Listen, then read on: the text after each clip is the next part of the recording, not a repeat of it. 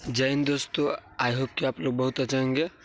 तो आज जो है क्लास 9 का जो है चैप्टर नंबर जीव विज्ञान का जो है क्लास 9 बिहार बोर्ड का चैप्टर नंबर 3 जो है जीवों में विविधता क्या है, जीवों में विविधता क्या है, जीवों में विविधता उस कक्षा 9 में, यानी कि इसका जो अति लघु उत्तरीय प्रश्न के बारे में बात करेंगे। ठीक है, तो वीडियो अच्छा लगा तो लाइक कीजिएगा, कमेंट और सब्सक्राइब जरूर कर लीजिए। ठीक है, क्योंकि देखिए क्लास 9 का जो हमारे यूट्यूब चैनल के माध्यम से आप लोगों को ऑल सब्जेक्ट यहाँ पे जो आपको इस चैनल के माध्यम से आप लोगों को तैयारी कराया जाएगा। ठीक है, अभी हो कि आप लोगों को वीडियो अच्छा लगेगा तब सब्सक्राइब कीजिए। ठीक है, पहले नहीं कीजिएगा। ठीक है, क्योंकि देखिए जब कोई अच्छा चीज़ लगता है तभी ना आप खरीदते हैं, इसलिए हम कहते हैं कि वीडियो अगर अच्छा लगेगा तभी फिर लाइक कीजिएगा। ठीक है, तो चलिए प्रश्न नंबर 1 है कि जीवों का वर्गीकरण क्यों आवश्यक है। ठीक है, क्या है प्रश्न नंबर 1 की जीवों का जो वर्गीकरण है क्यों आवश्यक है। ठीक है, तो आंसर क्या लिखिएगा इसका।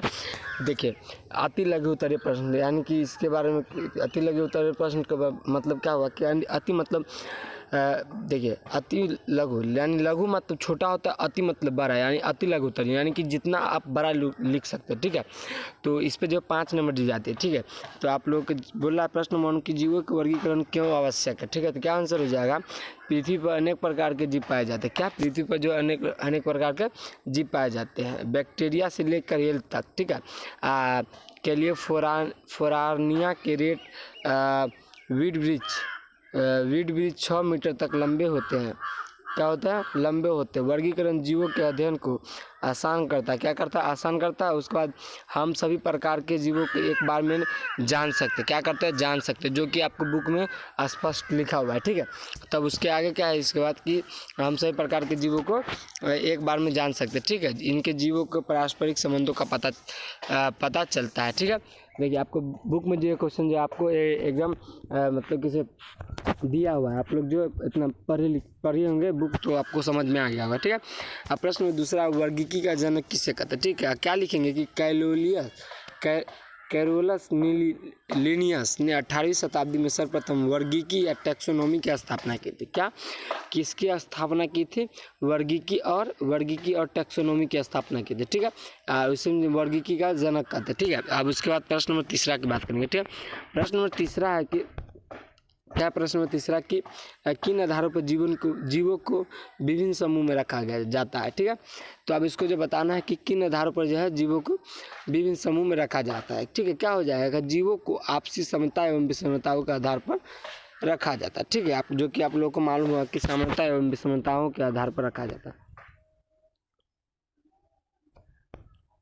आदिम जीव किसे कहते हैं, क्या यहाँ पे जो है आदिम जीव किसे कहते हैं। क्या हो जाएगा, ऐसे जीवों को जिनकी शारीरिक प्राचीन बनावट तथा जिनके कोई खास परिवर्तन नहीं आया उन्हें आदिम जीव या इसको यहाँ पे जो एक गौर कर लीजिएगा प्रिमिटिव जीव कहते हैं। ठीक है, यहाँ पे जो सॉरी हमसे जो गलती बोला गया, क्या मतलब देखिए अति लघु उत्तरीय यानी छोटा होता है शायद।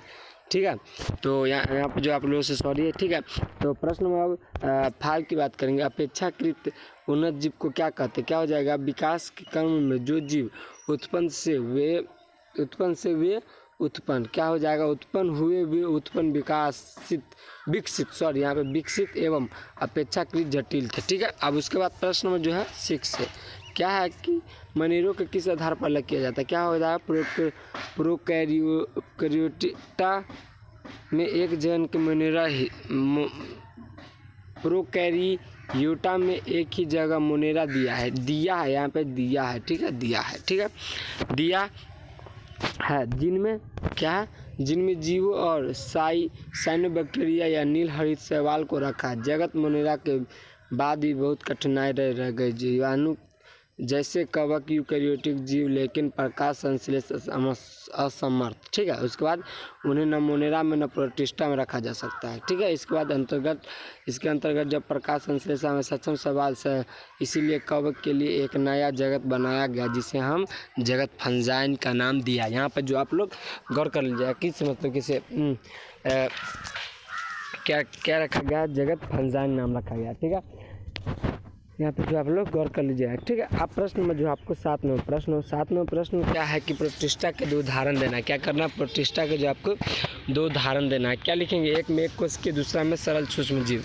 नहीं, यहाँ पे जो एक कोशिकीय सूक्ष्म जीव क्या हो जाएगा, एक कोश के सूक्ष्म जीव, दूसरा सरल सूक्ष्म जीव हो जाएगा। ठीक है, अब प्रश्न नंबर 8, प्रश्न नंबर 8 क्या है, प्रश्न 16 है शायद, पूरा टोटल जो है टोटल क्वेश्चन 16 है। तो प्रश्न नंबर 8 क्या है कि शैवाल को किस विभाग में रखा गया, क्या हो जाएगा आपको कि क्या हो जाएगा यहाँ पे आंसर कि शैवाल को थैलोफाइटा विभाग में रखा गया है। ठीक है, आप लोग जो यहाँ पे गौर कर लीजिए। देखिए अगले महीना जो नवंबर में जो मासिक परीक्षा होने वाली है, देखिए अगले महीना जो नवंबर में जो मासिक परीक्षा होने वाली है, आपको जो है ये वाला क्वेश्चन जो आप लोगों को जरूर पूछिए कि शैवाल को किस आधार पर भी किस विभागों में रखा गया है। क्या लिखेंगे आप कि यहाँ पे जो आप लोग जाने रहिए तो आसान से लिख सकते हैं कि शैवाल को थैलोफाइटा विभाग में रखा जाता है। ठीक है, अब उसके बाद प्रश्न नंबर 9, प्रश्न नंबर 9 है कि शैवाल बोल रहा है शैवाल तथा कवक के बीच सहजीवी संबंध के उदाहरण देना, एक उदाहरण देना। क्या हो जाएगा कि लाइकेन शैवाल तथा कवक के बीच सहजीवी संबंध का एक उदाहरण है। ठीक है, क्या हो जाएगा कि लाइकेन शैवाल और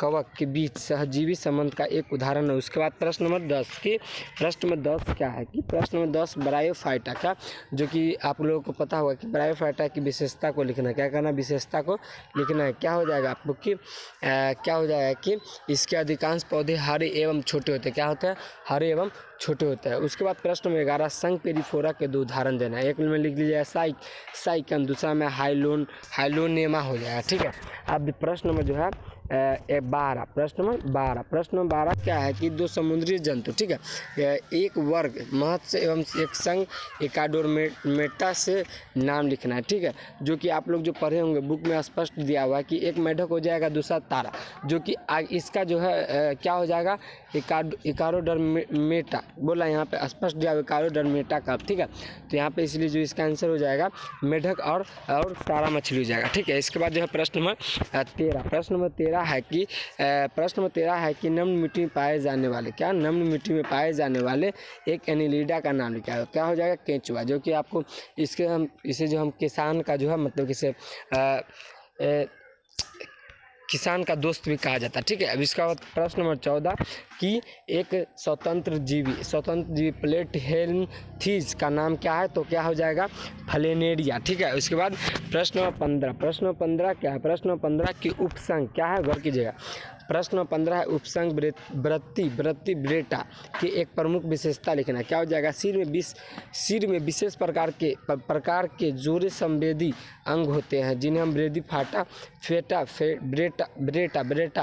ब्रेटा जंतु देखने, सुनाने तथा सूंघने जैसे कार्य करते हैं। विशेषता संगठन ब्रेडी फेटा में पाया जाता है। ठीक है, अब प्रश्न में जो आपको हो जाएगा 16 नंबर प्रश्न क्या है कि संघ और डेटा एक विशेषता का उल्लेख करना है। ठीक है, क्या करना, उल्लेख करना। क्या हो जाएगा, इनमें नोटोकार्ड या पृष्ठ रज्जु उपस्थित होता है। यहाँ पे होता है, क्या होता है। उसके बाद अधिकांश कॉर्डेटा में यह उपस्थित या अस्थि के बने एक अंत कंकाल करेसुरुक दंड या रीढ़ की हड्डी से परिवर्तन हो जाता है। ठीक है, प्रश्न में जो है 17 की बात करेंगे। ठीक है, प्रश्न में जो है आपको यहाँ पे प्रश्न 16 ही है। ठीक है, आई होप कि आप लोगों को वीडियो अच्छा लगा हो तो लाइक कीजिएगा, कमेंट कीजिए और चैनल को सब्सक्राइब जरूर कर लीजिए। ठीक है, तो बताइएगा कि हमारा वीडियो कैसा लगा। ठीक है, हमारे NS न्यूज क्लासेस से आप यहाँ पे जो है क्लास 9 का बिहार बोर्ड की जो है यहाँ पे ऑल सब्जेक्ट की तैयारी कर सकते हैं। ठीक है, तो मिलते हैं नेक्स्ट वीडियो में, तब तक के लिए जय हिंद।